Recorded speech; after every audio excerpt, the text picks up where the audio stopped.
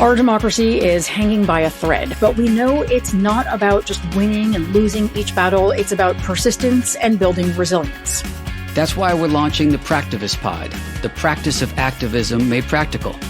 If you're looking for ways to get engaged or just for ways to stay sane, we want to help you navigate what comes next. It's an exciting collaboration with political dynamo Jess Craven, author of the Chop Wood, Carry Water newsletter. And grassroots activist Steve Pearson, host of the How We Win podcast.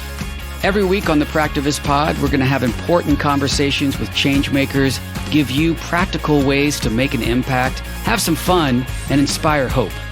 This is more than a podcast. It's a place for our community to grow our practice of advocacy for justice, equity, and progress. Action is the best antidote for anxiety, so subscribe to the Practivist Pod today. Hey, it's Jody Hamilton. And Sean Smith-Pierce. Here's a taste of what you might have missed from the Politics Bar. Jody, I was listening to you this morning, filling in for Steph. You and Chris were debating, and just for the record, Jody is right. Chris's argument is that there is some truth to what's being said about the left being in their own information silo. Right. Basically, we started talking about how Gavin Newsom has invited people on his podcast, high up MAGA guys. Yeah. Well-known right-wing propagandists. That's what they are. Yeah. And my argument is he shouldn't be inviting them because nobody on that side is listening to Gavin Newsom. Right. It doesn't help to bring propagandists into a sphere where truth matters because they're just going to lie their asses off anyway. Right. So here is a public service message for Chris Lavoie. Jody Hamilton is right. Catch all that and more weeknights at the Politics Bar. Available through your favorite progressive radio station, your favorite podcast player, or online anytime at thepoliticsbar.com. Our press secretary gave alternative facts to that. My goal in this deposition was to be truthful, but not particularly helpful. Welcome to UnSpun, the podcast that makes you better at finding the truth. The way people get news is changing.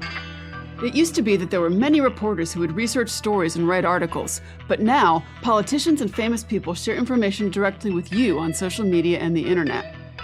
That means you find out things fast, but it's up to you to make sure the information's actually accurate. And newsmakers don't always do their part. The temptation to manipulate information is strong. They bend the truth to deceive so that they can avoid accountability, so that they can advance their agendas. When you recognize these agendas, you can sometimes find out what's real. And we're at a crossroads where anyone can share anything online, so it's important to sharpen your critical thinking skills.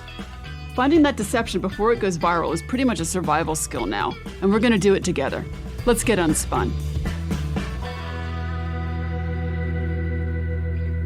Hello, Truth Seekers, and welcome to the very first episode of the UnSpun Journal Club. In this occasional mini episode, I'll be breaking down some new research on important topics in journalism and misinformation. Sound good? Let's get unspun. Oh, and researchers, let me know if you have any new work that you want me to take a look at. Okay, today's paper is called Moral Deliberation Reduces People's Intentions to Share Headlines They Recognize as Fake News. And it's by Effron Judy Qiu, and Deborah Shulman. Effron's the lead author, and he's at the London Business School. Let's dig in. Okay, so why does bad information spread? A lot of times we think it's because people share because they're misled. They can't tell what's true, or they're not paying close attention when they scroll. Essentially, misinformation spreads by accident, so the answer would be to teach people how to spot falsehoods and to add fact-check labels like community notes that nudge users to think about accuracy before they click share. So this study begins by saying there's another important factor. What if it isn't an accident at all? Sometimes people will share fake news, even though they know it is fake. It's wild. Maybe they even see a warning, but they still decide to pass it along. I've seen people share stuff before saying things like, I know this isn't true, but I'm sharing it because it's funny. So, in this paper, the authors point out that misinformation is not a small or abstract issue. It affects elections and public health and trust in institutions and social stability. And importantly, social media gives ordinary users the power to spread these falsehoods at a massive scale. So if we only focus on whether people can recognize misinformation, we fail to address a large part of the problem, which is people who may be mean to share it. So these researchers are asking a different kind of question.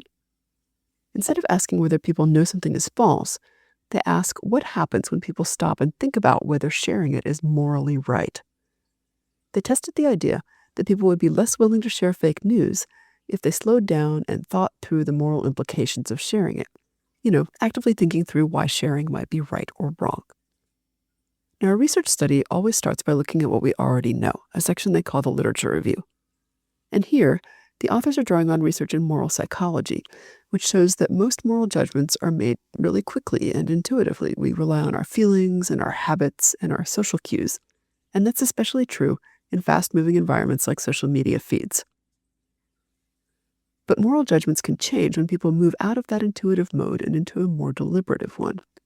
So the big question of the paper was, if you prompt someone to do that kind of moral reasoning, will that change their willingness to share misinformation if they already recognize it as false? Here's how they looked into it. Across several experiments with more than 2,000 participants overall, and that makes it a really large study, the researchers tested this idea with a kind of a consistent setup. They had the participants see news headlines in a style like you might see them on social media. They're about different topics, business, some about health, others about politics. And a lot of the headlines were fake. Often they drew them from fact-checking websites because those headlines had actually circulated online. Now, in most of the studies, the participants were either told up front that the headlines were false, or they saw those labels indicating that fact-checkers had disputed them. In one study, the fake headlines were not labeled, but they were designed to be easy to recognize as misinformation. Before participants said whether they would share a headline, they were placed into different conditions.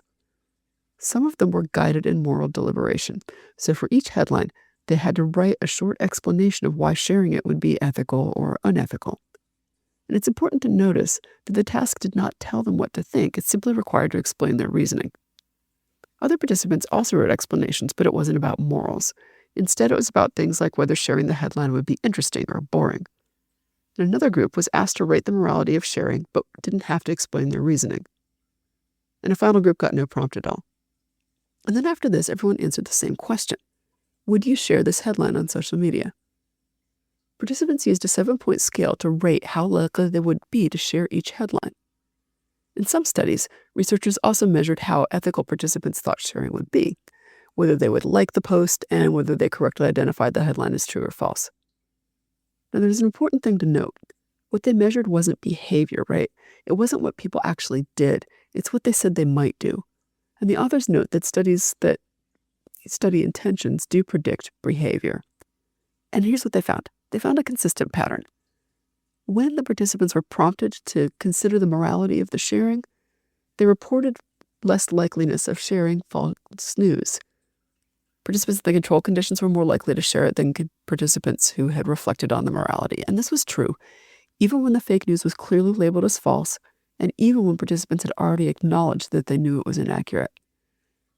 Just reminding people about morality in general didn't have the same effect. What mattered was asking them to think through the reasons. And this effect was strongest when the fake news aligned with the participants' political views. That's the kind of misinformation people are most tempted to share because it feels useful or validating or just supports them. Moral deliberation reduced sharing intentions most reliably in exactly those cases. And just as important, moral deliberation didn't reduce the sharing of real news. When they had studies that included both real and fake headlines, participants who engaged in moral reasoning were sometimes more likely to share true information, suggesting that thinking about morality increased their sense of responsibility to spread accurate claims. Or in other words, they became more discerning if they thought about the morals. People became less willing to share false information and no less willing, sometimes more willing to share true information. One study tested why this worked. It showed that moral deliberation led participants to judge sharing fake news as more unethical, and that shift in moral judgment made them less likely to share. It was the moral reasoning itself doing the work.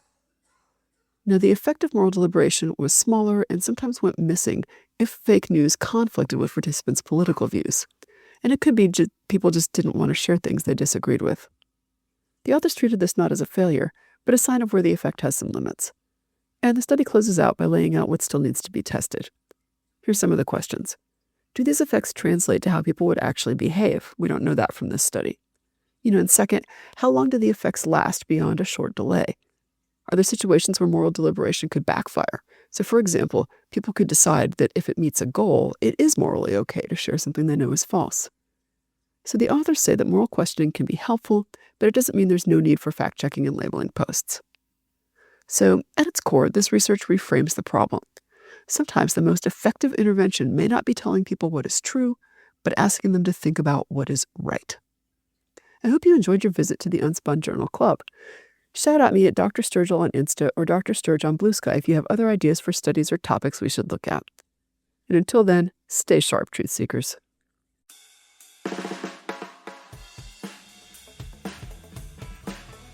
Thanks for getting unspun with me this week. Unspun is a production of me, Amanda Sturgill, and is a proud member of the MSW Media family of podcasts. Send me your thoughts and ideas about trickery in the news on Gmail at theunspunpodcast@gmail.com. I even write back. And find this episode's show notes and more information at theunspunpodcast.substack.com. Want to learn more and get smarter? Check out my book, Detecting Deception, Tools to Fight Fake News, which is available on Amazon or your favorite online bookseller.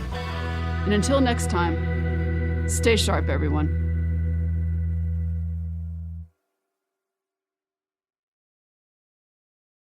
Hi, I'm Moji Alawodeal from the Feminist Buzzkills Live Pod, the only podcast that helps you navigate the news in this post-Roe anti-abortion hellscape. Each week, with co-host Liz Winstead, we dissect all the news from that sketchy intersection of abortion and misogyny with providers and activists working on the ground. The cherry on top is we have amazing comedy guests who help us laugh through the rage. Feminist Buzzkills Live drops Fridays wherever you pod. Listen and subscribe, because when BS is popping, we pop off.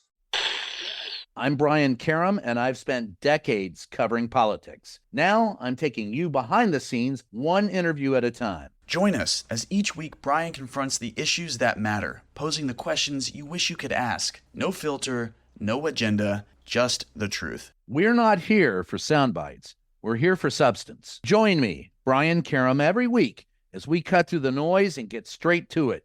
This is Just Ask the Question, where curiosity will lead us to the facts.